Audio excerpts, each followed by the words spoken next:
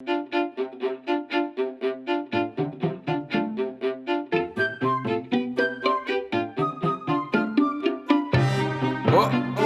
oh, ah, ah, oi, oi, oi.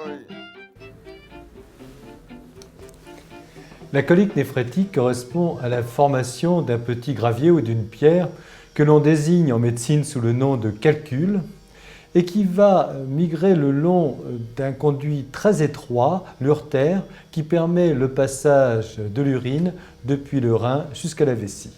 En tentant de migrer depuis le rein jusqu'à la vessie, le calcul va blesser l'urtère, suscitant une douleur intense et profonde qui part depuis le creux des reins jusque vers les organes génitaux.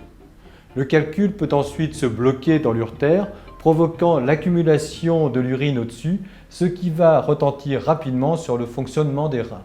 C'est alors une véritable urgence. La plupart des calculs sont formés de sels d'oxalate de calcium qui vont précipiter dans les urines lorsque diverses conditions sont réunies. La première d'entre elles est le fait de ne pas boire assez d'eau, ce qui va provoquer une concentration excessive des sels minéraux dans les urines. La seconde est la consommation importante de vitamine D.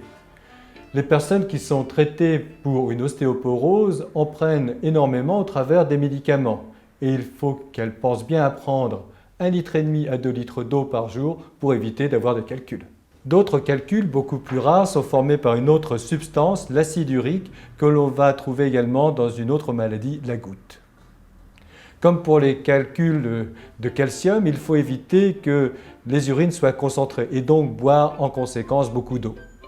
Par ailleurs, aux personnes sujettes à la formation d'acide urique, il faut déconseiller de prendre certains aliments et notamment les fruits de mer, les abats tels que le keul, les rognons, les riz de veau, mais aussi malheureusement le vin blanc. Alors pour éviter une colique néphrétique et éviter des douleurs frénétiques, répétons-le encore une fois, il faut boire beaucoup d'eau.